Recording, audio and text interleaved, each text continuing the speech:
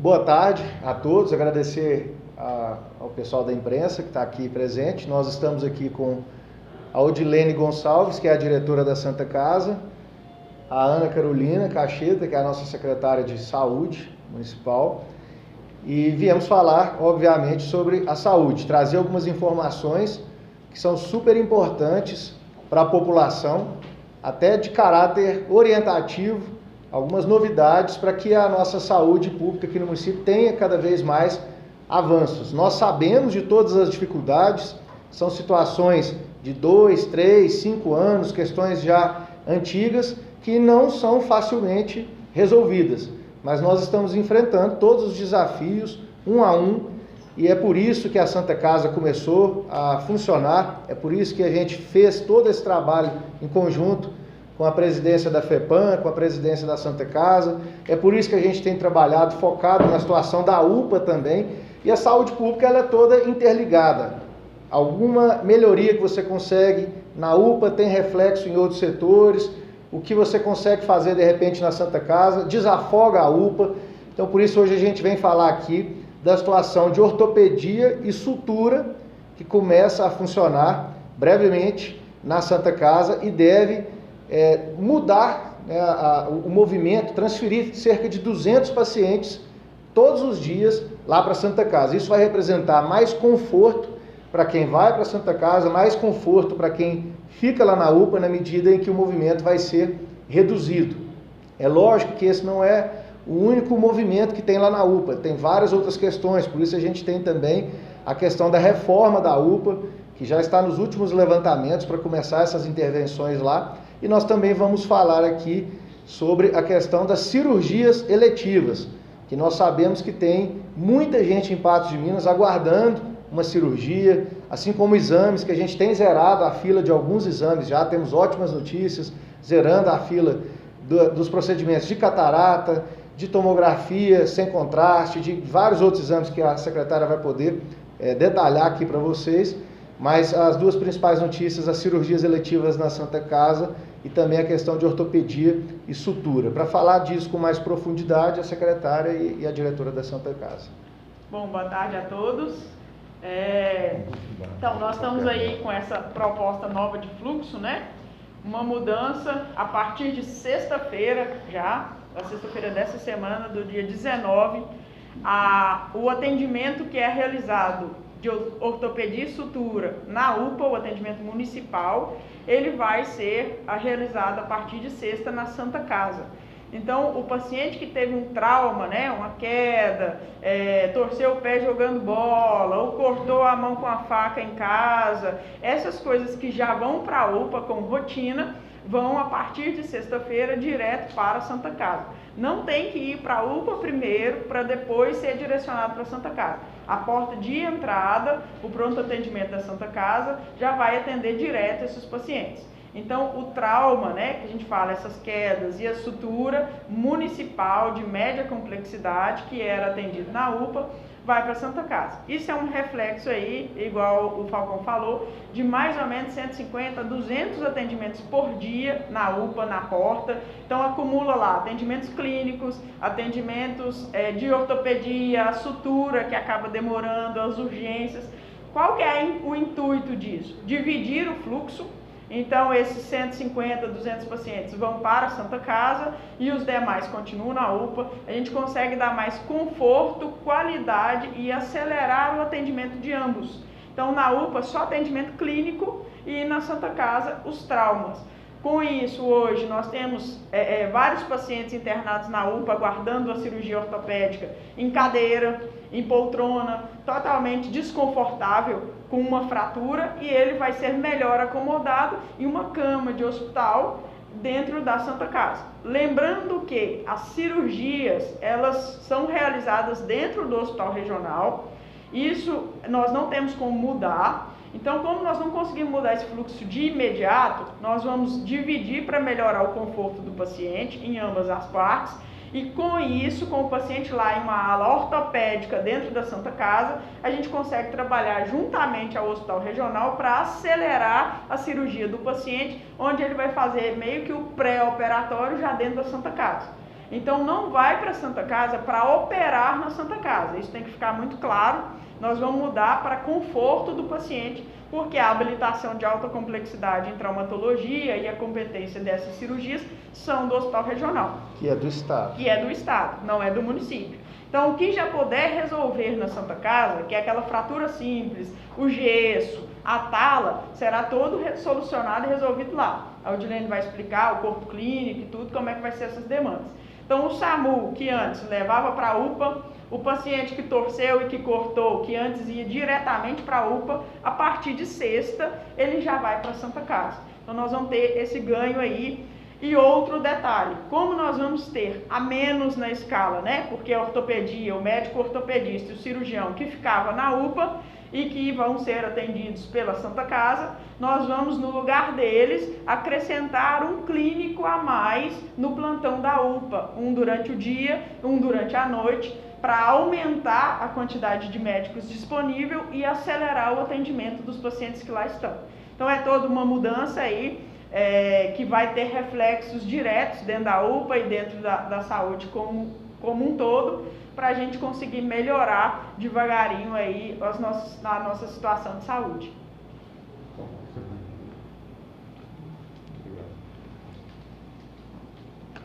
Boa tarde a todos. É com muita satisfação, né, que a gente vem retratar essa modificação juntamente com a Prefeitura. O nosso objetivo Santa Casa é realmente vir, né, para que a gente tenha aí uma assistência de qualidade e humanizada. Essa mudança de fluxo, ela já vem sendo tratada e conversada há bastante tempo com a Secretaria de Saúde, com o próprio Falcão, a Comissão de Saúde, para que a gente consiga estruturar. Então nós conseguimos, e a própria Santa Casa hoje ela está em obra para que a gente consiga ampliar a quantidade de leitos disponíveis, né, que a gente tem já em operação, para que a gente consiga abarcar essa demanda que existe hoje no município e que tenha, sim, um atendimento de qualidade. As escalas, o corpo clínico, ele já está todo montado, todo organizado para que sexta-feira, às 7 horas da manhã, a gente inicie essa operação de sutura e ortopedia, e nós estamos, frente ao que teve de demanda, ao que nos foi solicitado, nós sabemos que a obra ela tem um tempo para ser executado. Nós conseguimos organizar um bloco cirúrgico provisório, né, dentro das normas da vigilância sanitária. Isso é importante para a gente esclarecer, porque às vezes chegam algumas demandas em relação ao alvará, a vigilância está liberando tudo que hoje a gente tem funcionamento dentro da Santa Casa com a liberação da própria Secretaria de Saúde e Vigilância Sanitária. Então, dentro dessa organização, nós, em dezembro, já estamos, né, fazendo esse atendimento em parceria, no primeiro atendimento operatório, né, com o cirurgião, e aí depois a gente encaminha essa demanda para a própria secretaria para retornar. Então, a previsão é para que dezembro a gente inicie as cirurgias eletivas e que esses mutirões continuem para que a gente consiga, né, abarcar e solucionar essa demanda que existe hoje na população. No que nós sentamos, a seleção que foi de 400 cirurgias já selecionadas para o mês de dezembro. Então, nós já estamos com um quantitativo de pacientes já fazendo a consulta cirúrgica dentro da Santa Casa, e depois ele vai aí para a necessidade, para o risco cirúrgico. Então, quando a gente avalia dessas necessidades, quais que são os nossos objetivos aqui, né, enquanto instituição, enquanto filantropia, é para que a gente consiga fazer com dignidade o atendimento à população que necessita, né? Claro que em parceria, nós somos aqui uma instituição que a gente veio para somar e para melhorar. Lá dentro a gente tem vivido todos os dias algumas diversidades, mas é para que a gente consiga atender a demanda de obra, atender as necessidades. E esse retorno que a gente tem tido da população, ele vem de forma muito positiva. E quando a gente retrata o que a gente já tem de atendimento, nós temos um apoio já, né, dentro até das próprias cirurgias. O paciente que operar a necessidade de UTI ou de internação, a gente já tem essa demanda sendo atendida. Hoje nós estamos com 20 leitos de UTI já em atendimento, já atendendo os pacientes do município, isso entrando dentro da parceria que a gente tem com a própria Prefeitura e Secretaria de Saúde. Edilene, interessante falar sobre os critérios dessas 400 cirurgias, quais são, por quê? Essa é a demanda da Secretaria. Só complementando então, né, esse foi um dos grandes avanços que nós tivemos aí, tanto a ortopedia e sutura quanto o início, né, das cirurgias eletivas da Santa Casa. Para início foram cirurgias de hérnia e de hemorroidas, que nós temos uma demanda aí de mais de 600 pacientes na fila de cada uma. Nós pegamos ali os nossos médicos supervisores, fizeram a prioridade, a quantidade média instalada da Santa Casa que a gente conseguiria de cirurgia, com uma margem de segurança, e nós chegamos nesse quantitativo de 400. Então já era uma demanda aí de anos, fila de espera de 2015, 2016, que os médicos reguladores colocaram, viram os que estavam mais graves, as prioridades, para serem selecionados esses 400 aí. Então já fizeram aí o RI cirúrgico, já estão fazendo RI cirúrgico, o pré-atendimento com o cirurgião lá dentro da Santa Casa, para a cirurgia já agora em dezembro. Outro detalhe, isso que o Edilene citou, são os leitos de UTI.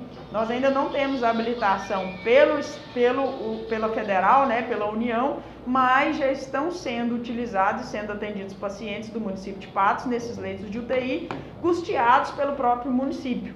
Então, para que a gente consiga fazer o atendimento de maior qualidade e esse atendimento de UTI no próprio município aí, para esses pacientes que necessitam. Outro detalhe, pessoal, em relação à ortopedia e sutura, que começa na sexta-feira, os pacientes que precisam, às vezes, de retorno, né? Às vezes foi para a UPA, quebrou o pé e estava marcado daqui 30 dias para retirar o gesso. Vai ser na própria Santa Casa essa retirada. E a Santa Casa também vai ter esse controle de retorno. Um detalhe, os pacientes que têm dor crônica e não tiveram queda ou trauma. Esses pacientes de dor crônica, mesmo que seja ortopedia, dor no ombro, dor na coluna, isso é UPA, não vai para a Santa Casa, continua sendo na UPA e PSF.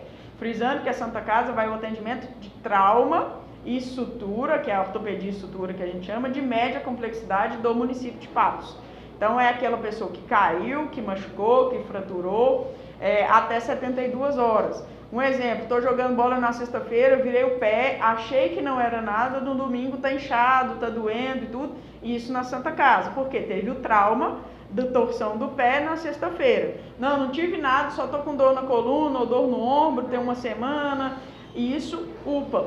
Então, esses critérios aí, vai ser bem orientado o paciente, a hora que chega na porta da UPA, a hora que chegar na porta da Santa Casa também, que é um fluxo novo. Mas frisando sempre aí, trauma de média complexidade, que é do município de Patos, e a sutura na Santa Casa a partir do dia 19, 7 horas da manhã, com grande parceria aí. Então a Santa Casa veio, justamente a gente fala muito, né, que o nome não é Hospital Municipal, mas com isso vem a provar, né, e a mostrar justamente que trabalha com o município para os nossos pacientes. Então o nome Santa Casa, não o nome Hospital Municipal, mas com a mesma função e a mesma finalidade, que é atender a nossa população como um todo.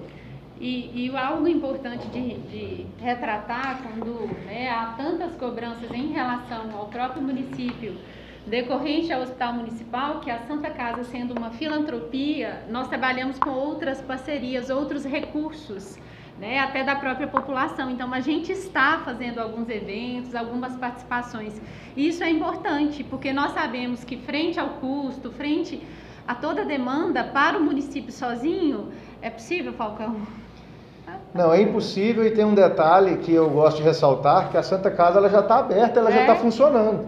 Em 6, 7 meses ela já iniciou. Vocês imaginem se a gente fosse trabalhar com essa questão de hospital municipal, quanto tempo demoraria para arrumar um terreno, para fazer um projeto, licitar essa obra, e quantos anos ia demorar para essa obra ficar pronta.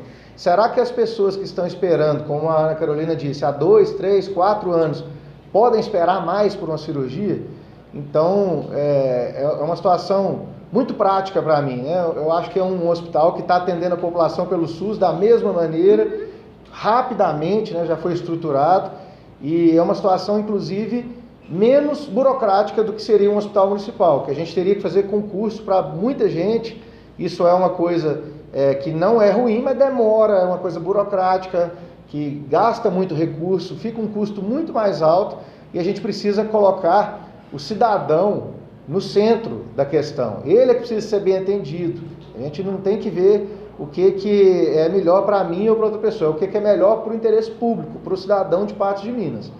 Então, eu acho que o melhor para o cidadão de Patos de Minas é um hospital que já está em funcionamento e que vai começar a atender rápido.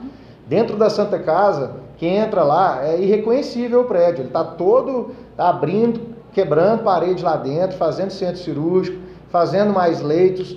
Já foi retirado todo o telhado do prédio, está muito intenso o ritmo de obras lá. E a gente só tem a agradecer a FEPAM, a diretoria da Santa Casa, e são 3 entidades no caso, né, a Prefeitura, a FEPAM e a Santa Casa, que estão trabalhando em conjunto para trazer uma melhoria definitiva para a população de Patos, que eu costumo dizer que a gente tem 2 pandemias em Patos hoje. A pandemia de Covid, que eu acho que está no final, se Deus quiser, a gente não vai ter surpresa com novas cepas. A gente está com 1, 2 casos por dia, poucos casos, quase ninguém no hospital, há muitos dias já sem morte, o que possibilita, inclusive, a revisão de algumas medidas, né, de algumas situações aí de restrição. E então, fora isso, a gente tem uma outra pandemia de alguns anos. Vocês imaginem 3.000 pessoas precisando de uma cirurgia eletiva. Não sei quantas mil pessoas esperando um simples exame.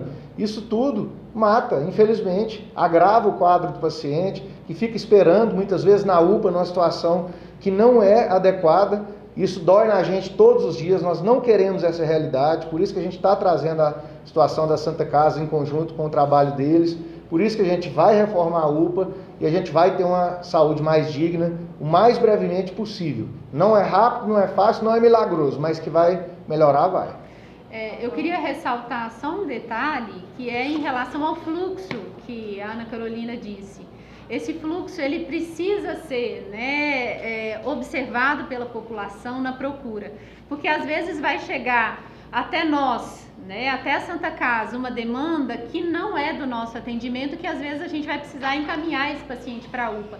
E isso pode gerar, né, uma insatisfação do próprio usuário, mas que então observe, que mantenha, que verifique o fluxo, né, para que a população também não fique desassistida, mas que siga essas orientações.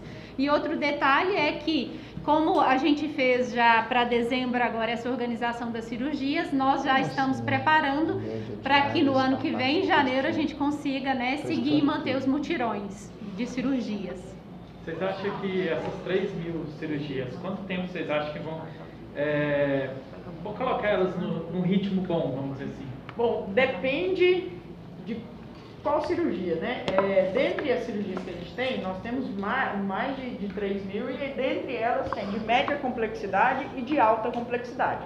Então, o que é de competência do município, né, que é a média complexidade, uma grande parte, esse ano nós estamos comprando junto com parceria com o Cisalp, para não deixar essa fila parada, e agora com a Santa Casa, o ritmo de fazer essas cirurgias vão ser muito ágeis. Então, a nossa expectativa é que a gente coloque aí o que é de média, um exemplo, uma cirurgia de vesícula, uma cirurgia de hérnia, que são aquelas cirurgias simples, apêndice, em tempo hábil do paciente. Passou mal, teve o critério, precisa fazer cirurgia, que ele já faça de imediato. Então, nós temos essas represadas, né? Tem cirurgias, vamos supor, de varizes, que tem 800 pessoas na fila, que nós vamos fazendo devagarinho, mas que a intenção, nós até brincamos aqui, que nós estamos aí com o intuito fila zero.